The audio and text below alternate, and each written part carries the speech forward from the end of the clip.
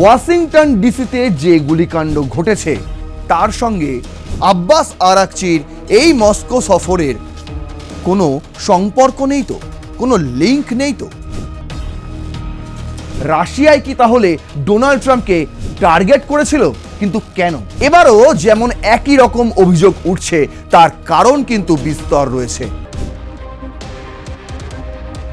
আমি একজন আমেরিকাবাসী, তাই তিনি বলছেন আমি আর এই অপরাধের সাথে নিজের হাত নোংরা করতে রাজি নই। মানে মার্কিন যুক্তরাষ্ট্র এই মুহূর্তে যা যা করে বেড়াচ্ছে গোটা বিশ্ব জুড়ে, সেটাকেই তিনি তার দিকেই আঙুল তুলেছে। কাস প্যাটেলকে তিনি কেন বাদ দিয়েছিলেন?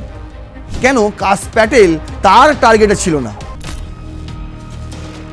যদি আপনার আশঙ্কা থাকে যে ইরান মধ্যপ্রাচ্যের দেশের হামলা করতে পারে, ইউএইতে হামলা করতে পারে, যদি আপনার আশঙ্কা থাকে সেই কারণে আপনি আয়রন ডোম পাঠান, ইসরায়েলি আয়রন ডোম, তাহলে ডাল মে কুছ কালা হ্যায়। টার্গেট করেছিল খুদ রাশিয়া। এই আগুনে ঘি দিয়েছে আব্বাস আরাকচির এই রাশিয়া সফর।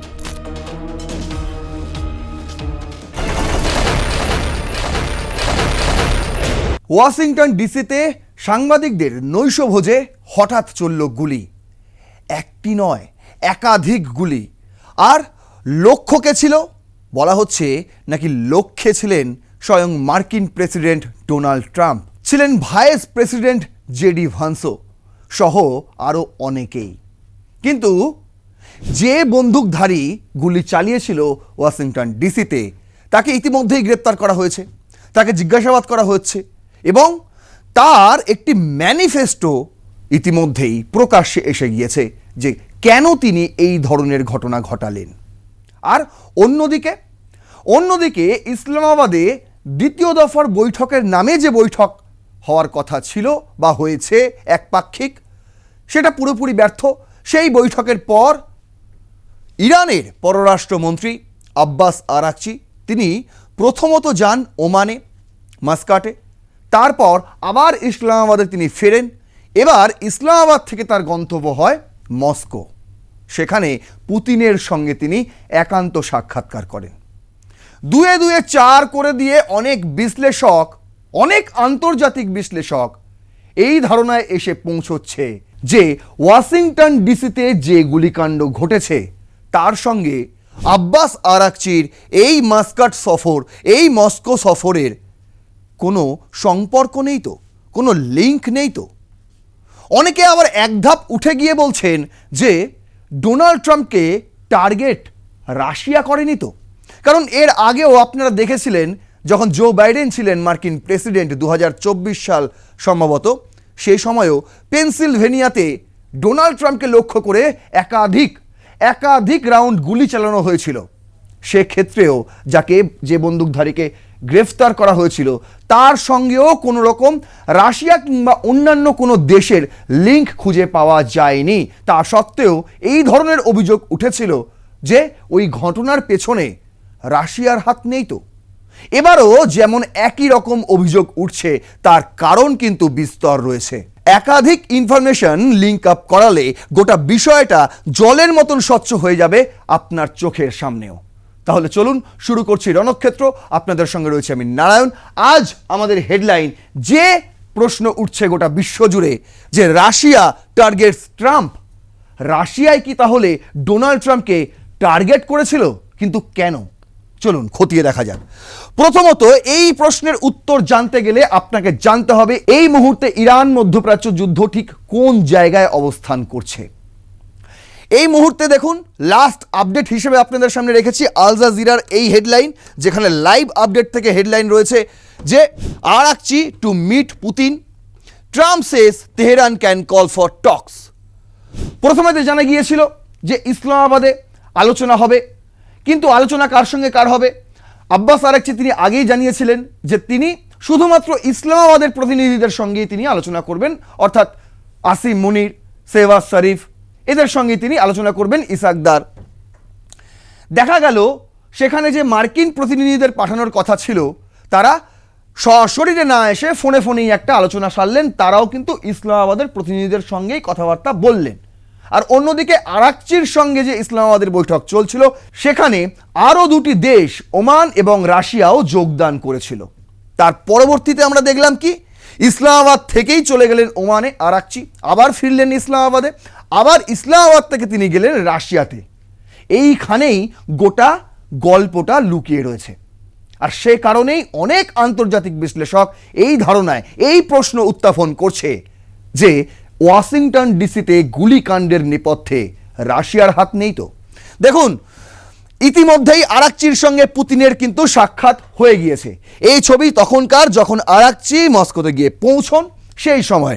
কি বলছে আল জাজিরা বুলেট পয়েন্টে? বলছে Iran's foreign minister Abbas Araghchi arrives in Russia for talks with President Vladimir Putin as Tehran steps up diplomatic efforts to end the war with the US. অন্যদিকে Israeli forces continue to bombard southern Lebanon despite a US brokered ceasefire killing at least 14 people including 2 children on Sunday. একদিকে যেমন ইরানের পররাষ্ট্রমন্ত্রী Abbas Araghchi তিনি এই মুহূর্তে রাশিয়ায় অবস্থান করছেন, কি কারণে? কারণ একটাই, এই ইরান মার্কিন যুক্তরাষ্ট্র এবং ইসরায়েলের মধ্যে চলা যে যুদ্ধ, এই যুদ্ধের একটা ইতি টানতে হবে। আর এই জন্য অনেক আগে থেকেই কিন্তু ইরান চীন এবং রাশিয়ার সমর্থন চাইছিলেন, আলোচনার টেবিলে তাদের কোনো প্রতিনিধি তারা চাইছিলেন। এই কারণেই যে ডোনাল্ড ট্রাম্প প্রতিবার তিনি বলেন এক কথা কিন্তু স্বীকার করেন অন্য কথা, পরে গিয়ে অস্বীকার করেন যে এরকম ধরনের কোনো কথা আমরা বলিনি। সেই কারণেই কিন্তু চীন এবং রাশিয়ার প্রতিনিধিদের আলোচনার টেবিলে চাইছে তেহরান। আর এই কারণেই বলা হচ্ছে এই বিষয়টাই নাকি পুতিনের কাছে উত্থাপন করেন আব্বাস আরাকচি সহ আরও অনেক কূটনৈতিক কথাবার্তা হয় দুই রাষ্ট্রনেতার মধ্যে। আর অন্যদিকে ইসরায়েল এবং লেবানন, সেখানে আরও 3 সপ্তাহ বলেছিলাম, ডোনাল্ড ট্রাম্প নিজেই জানিয়েছিলেন যে আমরা যুদ্ধবিরতি বাড়িয়ে দিয়েছি, কিন্তু দেখুন সেই সময়কালেই সবচেয়ে বড় হামলাটা আবারও সাউদার্ন লেবাননে হয়ে গেল আর 14 জনের প্রাণ গেল, তার মধ্যে 2 জন শিশু। বুঝতে পারছেন? আর দেখুন কি আপডেট রয়েছে, দ্য হিন্দু করছে Israel Iran live, Iran propose to reopen state of Hormuz without nuclear agreement. এই একটা প্রপোজাল বলা হচ্ছে ইসলামাবাদে গিয়ে ইরানের পররাষ্ট্রমন্ত্রী আব্বাস আরাকচি তিনি ইসলামাবাদের মধ্যস্থতাকারীদের মারফত এই মেসেজ মার্কিন যুক্তরাষ্ট্রের কাছে পাঠানোর জন্য দিয়ে এসেছেন। কি সেই মেসেজ? বলছে Iran foreign minister headed two Russia on Sunday 26 April as peace efforts between Tehran and Washington hung in the balance following a flurry of regional diplomacy and the collapse of planned talks in Pakistan. পাকিস্তানে যখন এটা পুরো কেজরে গেল, পুরো বিষয়টা আলোচনা হলো না, দ্বিতীয় দফার বৈঠক এখনো অনিশ্চিত, সেই জায়গায় দাঁড়িয়ে কিন্তু আব্বাস আরাকচি পাকিস্তান ছাড়ার সময় পাকিস্তানের প্রশংসা করলেও মার্কিন যুক্তরাষ্ট্র যে কূটনীতি জানে না তারও সমালোচনা করেছেন একটি এক্স পোস্টে। আর তারপর তিনি উড়ে গিয়েছেন রাশিয়াতে। Abbas Araghchi visited Oman between trips of the Pakistani capital Islamabad and is expected to meet President Vladimir Putin on Monday according to the Iranian ambassador. যতটা খবর পাওয়া যাচ্ছে ইতিমধ্যেই পুতিনের সঙ্গে সাক্ষাৎ সেরে ফেলেছেন আব্বাস আরাকচি। অন্যদিকে ওমানেও গিয়েছিলেন, যে কথা আমি এতক্ষণ ধরে বলছি। বলছে Iran through Pakistani mediators gave the US a new proposal on the reopening of state of Hormuz and the ending the war with nuclear negotiations postponed for a later stage. Axios reported on Sunday citing a US official and 2 sources with knowledge of the matter. Axios একটি খবর করে রবিবার, যেটা মার্কিন যুক্তরাষ্ট্রের 2 অফিসারের coat নিয়ে সেই খবর করে, যেখানে বলা হয় যে পাকিস্তানের মারফত ইরান আমেরিকার কাছে একটি প্রপোজাল রাখে। কি সেই প্রপোজাল? সেটাই হচ্ছে হেডলাইন তারা রেখেছে। তারা বলছে যে state of Hormuz nuclear agreement ছাড়াই খুলে দেওয়া হোক এবং এই যে ওয়ার চলছে, এই যে যুদ্ধ চলছে, এই যুদ্ধের নিষ্পত্তি হোক, কিন্তু নিউক্লিয়ার প্রোগ্রাম নিয়ে যে আলোচনা, সেই আলোচনা সমান্তরালভাবে চলুক, তাতে ক্ষতি নেই। আর স্টেট অফ হরমুজ যে বন্ধ করে রাখা হয়েছে, একদিকে মার্কিন যুক্তরাষ্ট্র ব্লকেট করে রেখেছে, অন্যদিকে ইরান তাদের নিজস্ব এলাকায় কর্তৃত্ব ফলাচ্ছে, এই বিষয়টা থেকে ইরান নিজে থেকেই বেরিয়ে আসার জন্য রিকোয়েস্ট করেছে বলতে পারেন মার্কিন যুক্তরাষ্ট্রকে, যে হরমুজ প্রণালী বিশ্ববাসীর জন্য খুলে দেওয়া হোক। হ্যাঁ, আমাদের যে নিউক্লিয়ার প্রোগ্রাম নিয়ে আপনাদের সেই সংশয়, আপনাদের যা আশঙ্কা, সেই সব বিষয় নিয়ে যেরকম আলোচনা চলছিল সেরকম আলোচনা চলুক টেবিলে বসে। দেখুন, এই প্রপোজাল পাওয়ার পর Pakistan prime minister Shehbaz Sharif spoke with Iranian President Masoud Pezeshkian and discussed the involving regional situation. Shehbaz Sharif তার সঙ্গে কথা হয় ইরানের রাষ্ট্রপতি এই মুহূর্তে মাসুদ পেজেশকিয়ান, এবং তাদের মধ্যেও একটা বনিমনা হয়, বলে যে হ্যাঁ একটা জায়গায় আসা গেছে, এবার দেখা যাক এই প্রপোজালটা মার্কিন যুক্তরাষ্ট্র কিভাবে নেয়। বলছে during their warm and cordial conversation that lasted 50 minutes, the two leaders had a detailed exchange of views of the current regional situation and ongoing efforts to promote peace and stability in the region, the Prime Minister office said. ওই 50 minute ধরে সব রকম দিক বিবেচনা করা হয়েছে কিভাবে এই যুদ্ধ থামানো যায় এবং শান্তি ফিরে আসে। কিন্তু আমি আপনাদের যা বারবার বলি, পাকিস্তান তারা দেখাচ্ছে আমরা মধ্যস্থতাকারী, কিন্তু অ্যাকচুয়ালি পাকিস্তান হচ্ছে আমেরিকার দালাল। এই নিয়ে আপনাদের একাধিক তথ্য, একাধিক প্রমাণ আপনাদের সামনে আমি তুলে ধরেছি। কথা দিলাম আগামীতে আরও একটি চাঞ্চল্যকর রিপোর্ট আপনাদের সামনে তুলে নিয়ে আসবো, এবং যেটা দেখলে আপনারা পুরো পরিষ্কার হয়ে যাবেন পাকিস্তান ঠিক কি চাইছে, এই ইরান মধ্যপ্রাচ্য যুদ্ধকে তারা কিভাবে নিজেদের দেশকে আরও উন্নত করার জন্য, অ্যাকচুয়ালি কি উন্নত, কারণ যারা তাদের দেশের শিয়া বাসিন্দারা রয়েছে তাদেরকে কিন্তু সরিয়ে দিয়ে শুধুমাত্র সুন্নি মুসলিমদের নিয়ে কিভাবে দেশটা আবার নতুন করে গঠন করা যায়, কিভাবে দেশের এই ঋণ মুকুব করা যায়, এই সমস্ত বিষয় থেকে তারা বেরিয়ে আসার চেষ্টা করছে। কি নিয়ে? এই ইরান মধ্যপ্রাচ্য যুদ্ধকে হাতিয়ার করে। এই বিষয়টা আমি আরও একবার খোলসা করবো, একটা দারুণ চাঞ্চল্যকর রিপোর্ট হাতে এসে পৌঁছেছে, কথা দিলাম আপনাদের দেখাবো। তার আগে দেখুন, বলছে attempts at ceasefire talks between the United States and Iran fell flat after Tehran's top diplomat left Pakistan, and President Donald Trump's envoy stay away after he told not to travel Islamabad. Mr. Trump said there was no point citing around talking about nothing, but adding the war would not immediately resume. তিনি বলছেন যে আমরা যুদ্ধ নতুন করে শুরু করতে চাই না, কিন্তু এটাও ঠিক ফালতু ইসলামাবাদে গিয়ে বসে কথাবার্তা বলার কোনো মানেই হয় না, তার চেয়ে ফোনে কথা বলে নেবো ভাই, তাতেই ঠিক আছে, তাই জন্য আমরা কাউকে পাঠালাম না। এই যে বলেছে sitting around talking about nothing, কোনো রেজাল্টই বেরোয় না। কি দরকার আমরা 18 ঘন্টা জার্নি করাবো? বলছে আমাদের কোনো প্রতিনিধিকে আমরা 18 ঘন্টা ধরে ভ্রমণ করাবো না। কেন করাবো? তার কারণ হচ্ছে কোনো রেজাল্ট বেরিয়ে আসে না। বুঝতে পারছেন? মার্কিন যুক্তরাষ্ট্রের প্রেসিডেন্ট তিনি ভেবেছিলেন আসিম মুনির আর শেহবাজ শরীফ হয়তো এই যাত্রায় তার খেলাটা উতরে দেবে, কিন্তু না, ইরানের কাছে তারাও পরাস্ত। ইরানের কূটনীতিতে পাকিস্তানের যে চাল, সেই চালও এখন ভেঙে চুরমার হয়ে গিয়েছে। এবার আসুন আপনাদের দেখাই।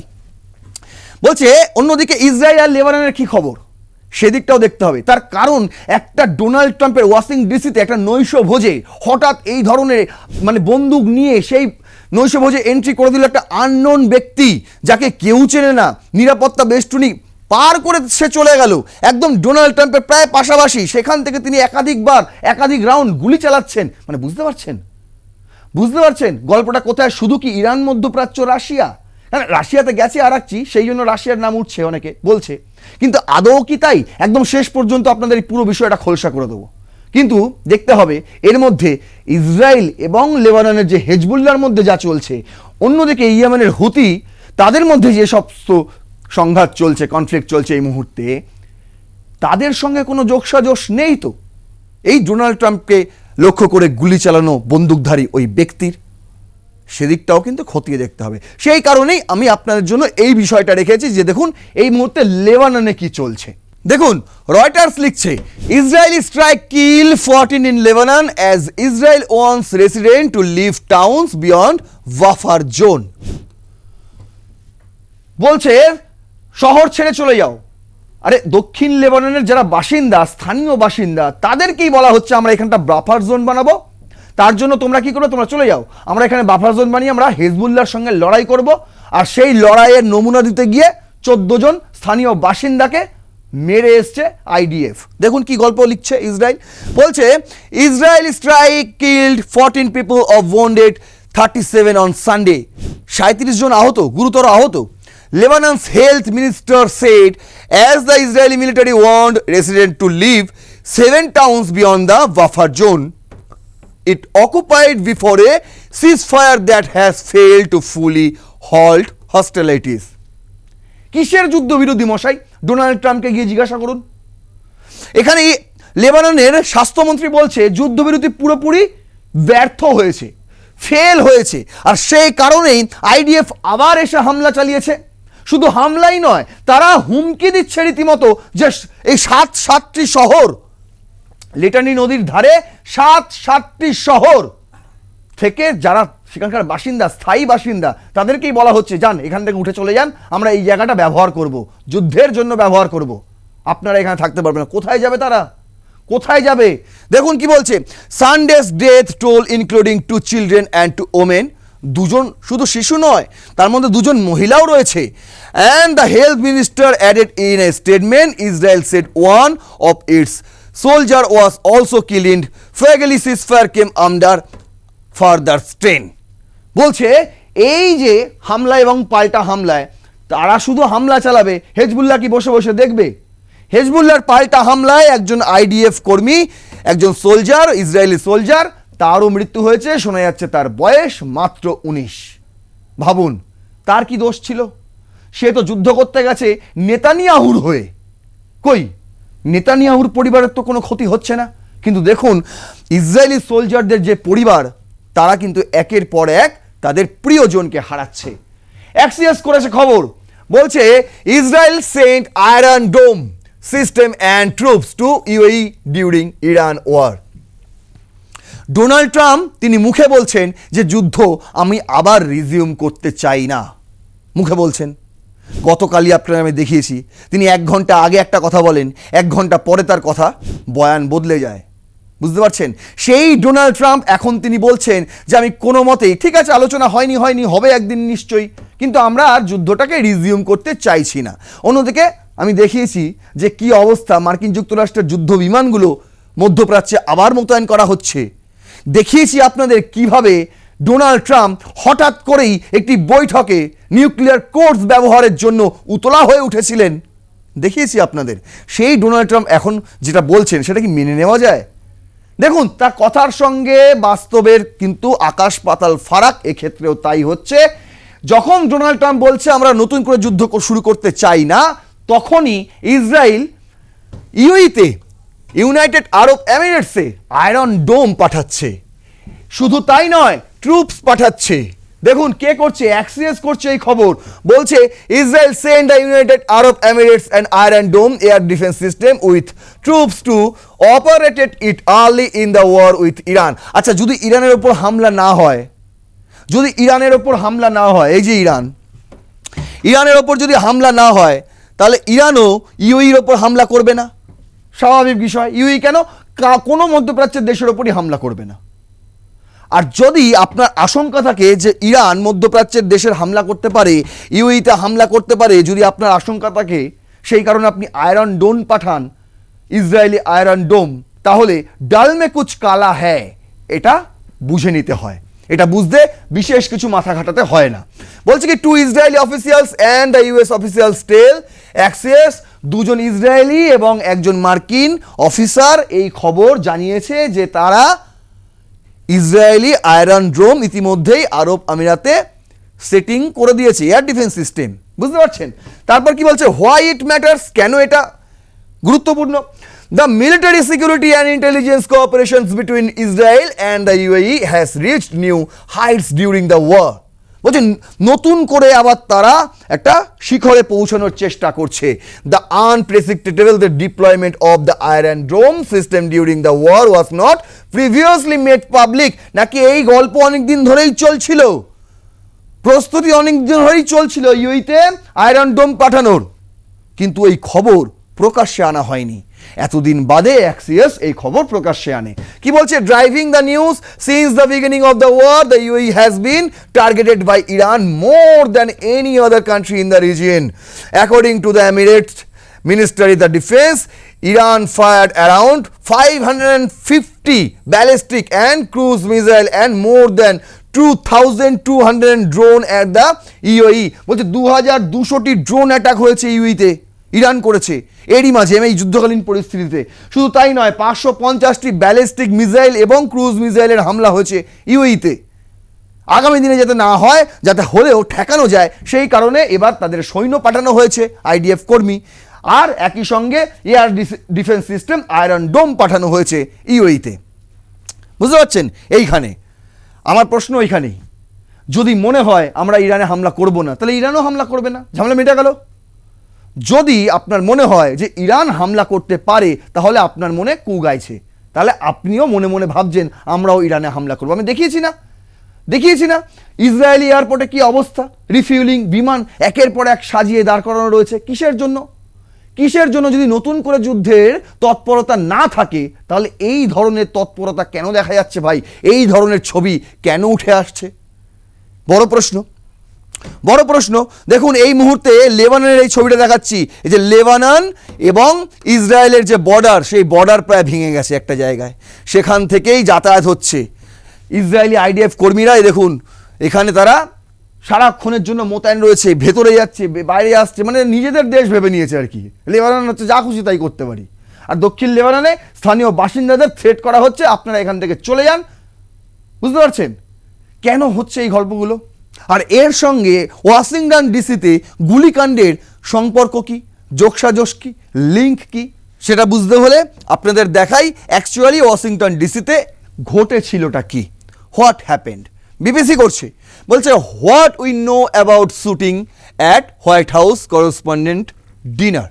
হোয়াইট হাউসে যে সাংবাদিকদের ডিনারের আয়োজন করা হয়েছিল, নৈশভোজের যে আয়োজন করা হয়েছিল, সেখানে হঠাৎ করে কেন গুলি চললো এই বিষয়ে আমরা কি জানতে পারি, তার একটা বিস্তারিত কপি করেছে, বিস্তারিত আর্টিকেল, আপনারা গিয়ে হেডলাইন সার্চ দিয়ে পড়তে পারেন। আমি রেখেছি জাস্ট ঘটনাটা, ওই মুহূর্তে কি ঘটেছিল। বলছে CCTV footage posted by Trump, এই যে এই ছবিটা ডোনাল্ড ট্রাম্প পোস্ট করেছে, Donald Trump Truth Social, BBC তাকে কাস্টাডি দিয়ে এই ছবি প্রকাশ করেছে। এই ভিডিওটা আপনারা ইতিমধ্যেই দেখেছেন, অনেকে যারা দেখেননি দেখতে পারেন। বলছে এই ভিডিওতেই দেখা গেছে যে দ্য হিলটন হোটেল, ওয়াশিংটনের ওই হিলটন হোটেলে যেখানে এই নৈশভোজের আয়োজন করা হয়েছিল, where the dinner was taking a place, so a person rushing past security officers who then turn and chase হিম।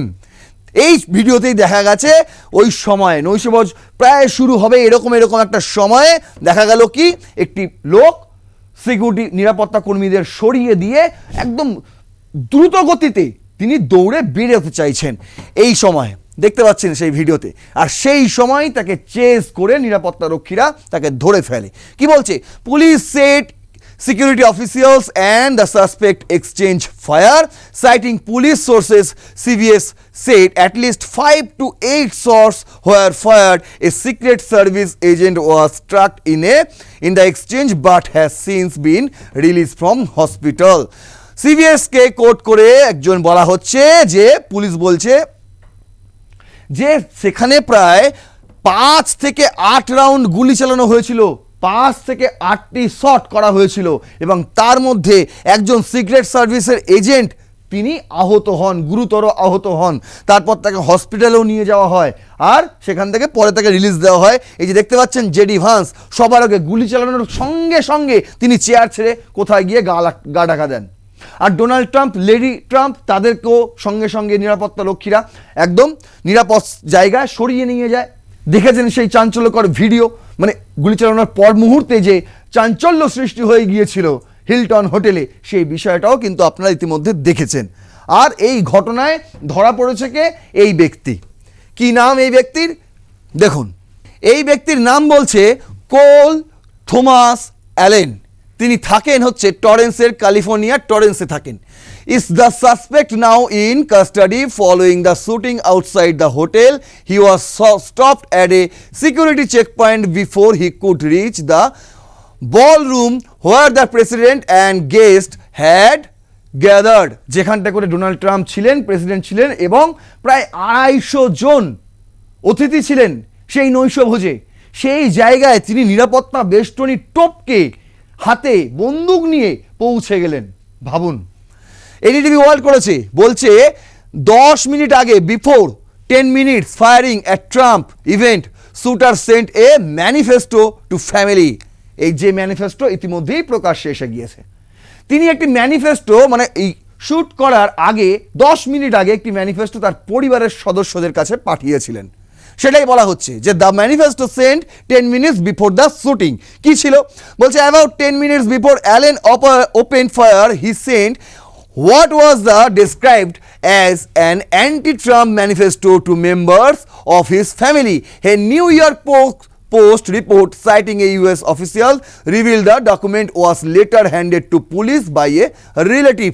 যে ম্যানিফেস্টো পুলিশের কাছে এসছে তার আত্মীয়র হাত ধরেই, মানে তারই এক আত্মীয় পুলিশের কাছে সেই ম্যানিফেস্টো পৌঁছে দিয়েছে, যেটি ওই কোল থমাস অ্যালেন এই ব্যক্তি গুলি চালানোর আগে, হোয়াইট হাউসে গুলি চালানোর আগে 10 মিনিট আগে যে ম্যানিফেস্টো পরিবারের সদস্যদের পাঠিয়েছিলেন। বলছে Allen sign the document with the name cold force friendly federal assassin Allen.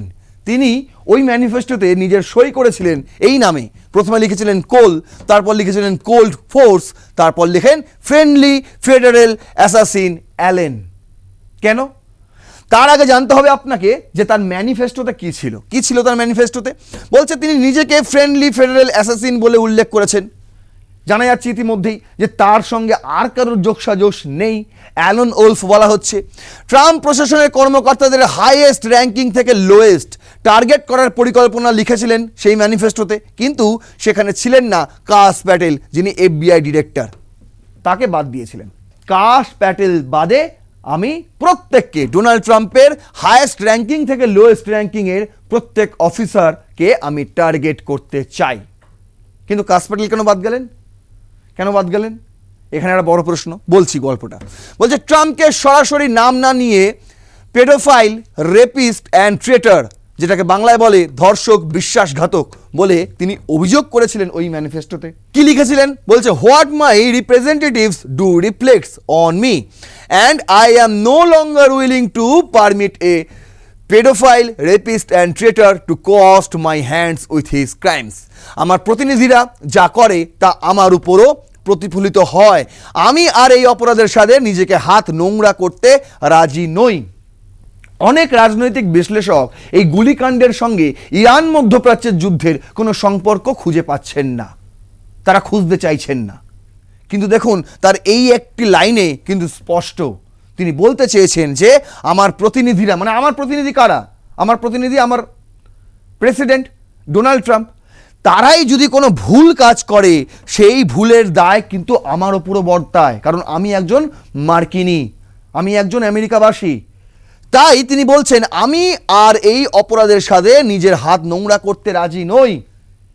মানে মার্কিন যুক্তরাষ্ট্র এই মুহূর্তে যা যা করে বেড়াচ্ছে গোটা বিশ্বজুড়ে, সেটাকেই তিনি তার দিকেই আঙুল তুলেছে, বিশেষ করে এই ইরান মধ্যপ্রাচ্য যুদ্ধ, যেটা এখন জলজান্ত ইস্যু। তারপর ট্রাম্প প্রশাসনের নীতি ও সাম্প্রতিক কার্যকলাপের বিরুদ্ধে রাগ প্রকাশ করেন তিনি। রেজ অ্যান্টি খ্রিস্টান, খ্রিস্ট ধর্ম বিরোধী মন্তব্য ছিল তার মধ্যে।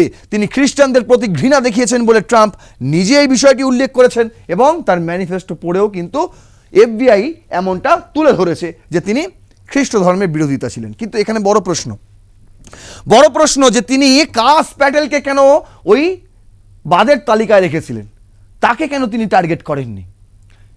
দেখুন শোনা যাচ্ছে ইতিমধ্যেই এই যুদ্ধকালীন পরিস্থিতিতে ডোনাল্ড ট্রাম্পের অনেক ঘনিষ্ঠ অফিসারদেরও ডোনাল্ড ট্রাম্প তাকে পদ থেকে সরিয়ে দেওয়া হয়েছে, মানে প্রেসিডেন্টের নির্দেশেই সরিয়ে দেওয়া হয়েছে।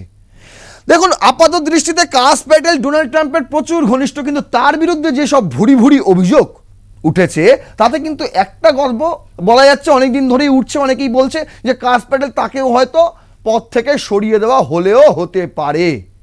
বুঝতে পারছেন? এখানে তার একটা কিন্তু আশঙ্কা রয়েছে যে আমার পদ থাকবে কি থাকবে না, কতদিন থাকবে। আর এরই মধ্যে শোনা যাচ্ছে এই যুদ্ধকালীন পরিস্থিতিতে যে কোনো একটা বিষয়ে ডোনাল্ড ট্রাম্পের সঙ্গে কাশ প্যাটেলের মতবিরোধও হয়েছিল। কিন্তু এই গল্পগুলো আমার মনে হয় কোল থমাস অ্যালেন তিনি কি রাখতেন এই খবর? হলেও হতেও পারে, কারণ তিনি কিন্তু যে সে ব্যক্তি ছিলেন না। বলছে তিনি ডেমোক্রেট লিনিং ছিলেন, এখন বলা হচ্ছে তিনি ডেমোক্রেট লিডিং ছিলেন। 2024-এ কামালা হ্যারিসের সমর্থনে তিনি $25 ডোনেট করেছিলেন। আচ্ছা, ক্যালিফোর্নিয়ায় এই মুহূর্তে যেটা হলো নিউ নো কিংস প্রোটেস্ট, সেই প্রোটেস্টেও তিনি অংশ নিয়েছিলেন। দ্য হোয়াইট অ্যাকার্স নামে একটি গ্রুপের সাথে যুক্ত ছিলেন বলে পরিবার জানিয়েছে। পরিবারের সদস্যরা বলছে যে তিনি দীর্ঘদিন ধরে র্যাডিক্যাল স্টেটমেন্টস করতেন এবং ওয়ার্ল্ডের সমস্যা ঠিক করার কোনো পরিকল্পনার কথা বলতেন। এই যে গোটা বিশ্ব এখন এই জ্বালানি দাবালনের মধ্যে জ্বলছে, বুঝতে পারছেন, সেখানে দাঁড়িয়ে মার্কিন যুক্তরাষ্ট্রতেও কিন্তু এই অস্থিরতা ধরা দিচ্ছে। প্রত্যেক মার্কিনই কিন্তু এই অস্থির পরিস্থিতির শিকার হচ্ছেন। কতজনই বা সইতে পারেন?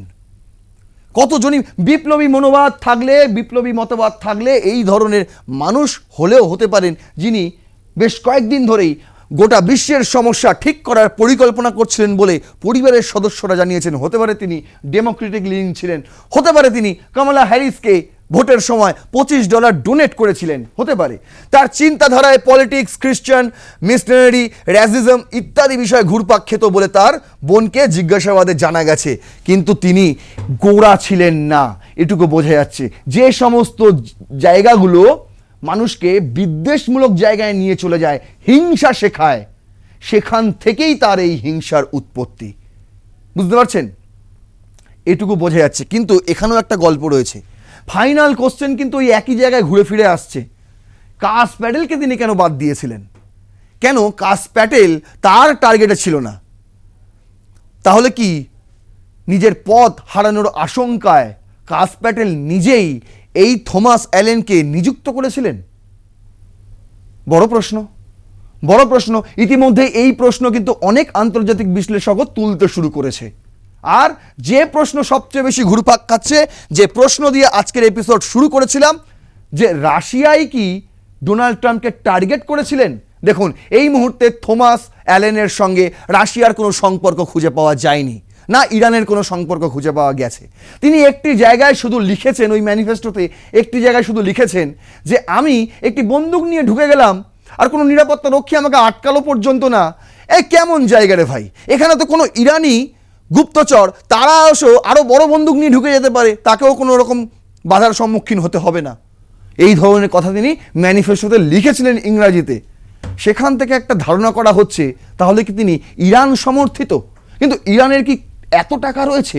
ইরানের কি এতটা গোয়েন্দা সমন্বিত রিপোর্ট রয়েছে যা দিয়ে এই থমাস অ্যালেনকে পরিচালনা করতে পারে? নাকি এর পেছনে মস্করি হাত রয়েছে? যেমনটা পেনসিলভেনিয়াতে হয়েছিল ডোনাল্ড ট্রাম্পকে, সেই সময়ও কিন্তু রাশিয়া ইউক্রেনের দিকে এবং ইউক্রেন রাশিয়ার দিকে, মানে একে অপরের দিকে অভিযোগের আঙুল তুলেছিলেন। এখনো পরিষ্কার নয় যে ওই হামলার পেছনে কোনো দেশ ছিল আদৌ, হ্যাঁ কি না। কিন্তু এইবার কি হবে? এইবার কি ডোনাল্ড ট্রাম্পকে টার্গেট করেছিল খোদ রাশিয়া, মানে ইরানের সমর্থনে? কারণ এই আগুনে ঘি দিয়েছে আব্বাস আরাকচির এই রাশিয়া সফর, এই মস্কো সফর, পুতিনের সঙ্গে একান্ত বৈঠক, সেইটাই কিন্তু আরও বেশি করে জল ঘোলা করে দিচ্ছে। শেষ পর্যন্ত এই প্রশ্নই আমি আপনাদের জন্য ছুড়ে দিলাম। আপনাদের কি মনে হয় ডোনাল্ড ট্রাম্পকে ওয়াশিংটন ডিসিতে, হোয়াইট হাউসে যে টার্গেট করা হয়েছিল, সেই টার্গেটের পেছনে কি, নেপথ্যে কি রাশিয়ার কোনো হাত রয়েছে? পুতিনের কি কোনো হাত রয়েছে? আপনাদের যা মনে হয় অবশ্যই কমেন্ট বক্সে লিখবেন। আর এই ভিডিওটি যদি ইনফরমেটিভ মনে হয়, সত্য নির্ভর বিশ্লেষণ মনে হয়, তাহলে অবশ্যই শেয়ার করবেন, আরও 5 জনের কাছে ছড়িয়ে দেবেন, প্রত্যেককে দেখার সুযোগ করে দেবেন। অনেক রেগুলার দর্শক তারা কমেন্ট করে লিখছেন যে দাদা আপনার ভিডিও অনেক দিন পরে পেলাম, আপনি কি ভিডিও দেন না? রণক্ষেত্রের ভিডিও কিন্তু প্রতিদিন রাতে আপনারা পাবেন, এটুকু আমি কথা দিলাম। যাদের কাছে ভিডিও পৌঁছচ্ছে না তাদের কাছে যাতে ভিডিও পৌঁছে যায়, মানে আমাদের রেগুলার দর্শক, তাদেরকে আমার রিকোয়েস্ট, তারা অবশ্যই এই ভিডিওটিতে লাইক করবেন এবং এমন পরিমাণে শেয়ার করবেন যাতে রেগুলার দর্শকদের কাছে তো পৌঁছই এবং অনেক নতুন দর্শকদের কাছেও যাতে এই ধরনের ইনফরমেশন পৌঁছে যায়। আমি শুধু রিকোয়েস্ট করব তাদেরকে যারা আমাদের এই এপিসোড প্রতিনিয়ত দেখেন এবং ভালোবাসেন। তাহলে আজ এখানেই শেষ করছি। সাবস্ক্রাইব করবেন আর+ নিউজ 24x7। দেখতে থাকুন আগামী এপিসোড রণক্ষেত্রের। ততক্ষণ পর্যন্ত জয় হিন্দ, বন্দে মাতরম।